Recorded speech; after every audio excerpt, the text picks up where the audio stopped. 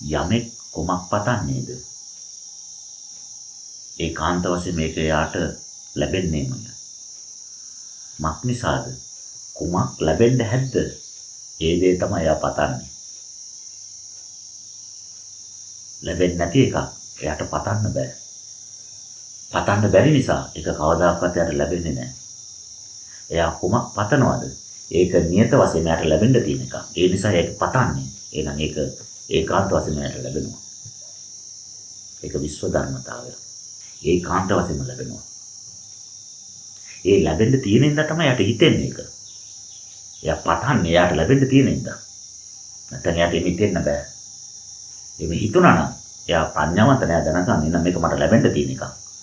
ඒකයි මට මේම හිතෙන්නේ. එන ඒකාන්ත වශයෙන් මේක ලැබෙනවා. ඒ හින්දාම එයාට ලැබෙනවා ඒක. ලැබෙන දේ, ලැබෙන්න තියෙන දේ කවදාකවත් නොලැබී තියෙන්නේ නෑ. නොලැබී තියෙන දේ කොච්චර උත්සාහ කරත් කොච්චර ලබා ගත්තත් ඒක කවදාකවත් එයා ළඟ රැඳෙන්නේ නැහැ. මේක කර්මයේ තියෙන විශේෂ ධර්මතාවය. ඒක කවදාකවත් එයා ළඟ රැඳෙන්නේ නැහැ. ඇයි එයාට නොලැබෙන්න තියෙන එක? එයා කොච්චර ගත්තත් ඒක රැඳෙන්නේ නැහැ. හැබැයි ලැබෙන්න තියෙන දේ, ලබන්න තියෙන දේ ඒකාන්ත වශයෙන්ම ලැබෙනවා. ඒක වළක්වන්නත් බෑ යාට.